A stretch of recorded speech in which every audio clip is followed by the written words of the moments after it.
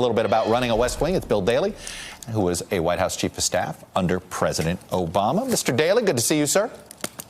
Nice to see you, Chuck.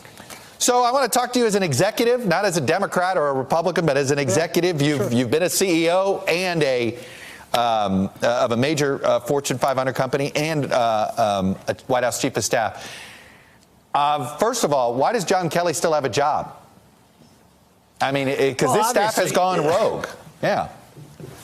Well, but the president's rogue from everybody else. So look at this: chiefs of staff, senior staff, all reflect the president. And this president seems to enjoy not only chaos, confusion, and outright sort of craziness. And it starts with him. So why is anyone surprised that there may be an indication of disloyalty or confusion or chaos in this White House? I mean, it's kind of, after almost 2 years, we ought to understand that this is who he is. No, that I get, but I guess at this point, if there to me are doubts of who's in charge, does the president need to at least? There's only one person in charge. Don't you think he needs to figure out a way to make sure people know he is?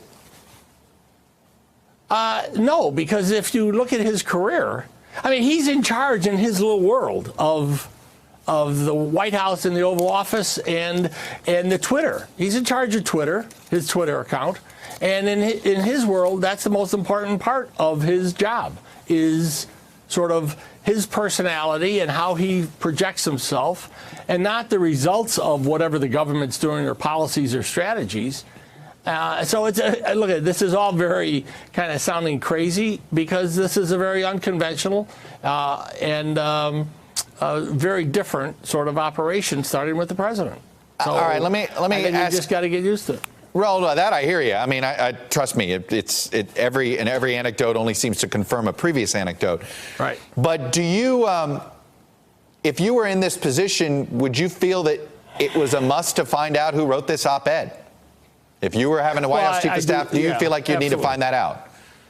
Absolutely. I think look at, I have no insight at all. It would seem to me that the New York Times would not do this without the confidence of knowing this is a very senior, if not cabinet level, very, very senior person in the White House, not some, third level down or whatever. Right. And I'd want to know it. And I think there's a real reason to know who this person is. For if you're the Chief of Staff of the White House, for sure.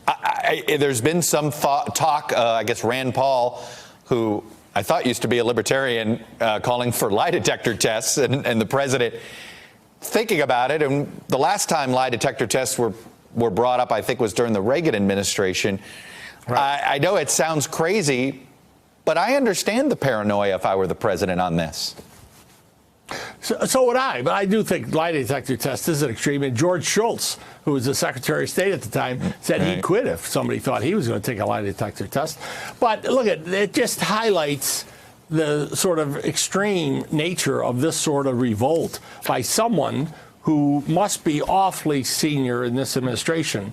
But more importantly, what they're saying in that op-ed, and if it's reflected with other people other than one maybe disgruntled or unhappy senior person, if it truly is representative of a number of people who are in this administration and in the government charged with not only implementing the president's programs, but implementing on behalf of the American people, that is a terrible damnation of this administration and this president. One of my favorite Haley Barbour quotes is, "Good gets better and bad gets worse." Morale-wise, I got to assume that the morale in this West Wing obviously is a mess. Nobody's going to trust each other.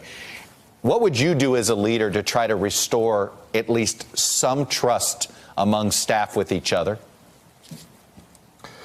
Look, I think you're right. This is an extremely difficult situation. I would try to obviously build a esprit de corps. But if you're the Chief of Staff and the president can't build that, there's no way the Chief of Staff can. And I think part of this is, I don't think the president, even though he ran a business that he said was a major institution, it wasn't. It was a one-man operation, basically. Right. What he said went. Well, that's not what the government is. That's not even what the White House is. So that's got to start with the president, and I don't think he has any reason to believe he's going to change. And John Kelly's got an almost impossible task, or whoever else, whether it's Jared Kushner, Ivanka Kushner, whoever it is, try to instill loyalty of a group of people who right now are questioning each other at the most senior level of our government. Look, it's pretty clear to me that John Kelly doesn't have the full confidence of the president. If you didn't have the full confidence of the president, would you walk? Yes. So it is Absolutely. hard. Yeah, what's the point? I get the story that he's there to save America or whatever, but come on, let the president have someone who reflects him. Now, if John Kelly is agreeable with all this craziness, then he ought to embrace it and love it and defend it and go further with it. All right, final question before I let you go. Your last name's Daley. You're the only one that hasn't been mayor of Chicago with the last name Daley. What do you think? I got two other brothers and three sisters. So so they could run too. A lot of you, huh? There's a lot of us. What would convince you? What would convince you to run? What would convince you to run? The Bears beat the Packers Sunday night. All right, so there's it. Done deal. If the Bears beat the Packers, you're running for mayor? I didn't say that. I said that will be a big factor in this. All right, Chuck, take care of yourself. Wow. Suddenly someone wants to end the interview a little bit early. Former White House Chief of Staff Bill Daley, good to talk to you. Good to see you. And let's go Packers. Talk to you. All right. Up ahead. Hello, YouTubers. If you're watching this, it means you've checked out our channel, so thank you. Now do me a favor. Subscribe by clicking on that button down there. Click on any of the videos to watch the latest interviews and highlights from MTP Daily and MSNBC. You can get more Meet the Press content every morning in the First Read newsletter. If you're tired of content that you don't know anything about where it came from, you don't have to have that problem with us. NBC News, MSNBC, MTP, and the Meet the Press mindset right here for you on YouTube. Subscribe now.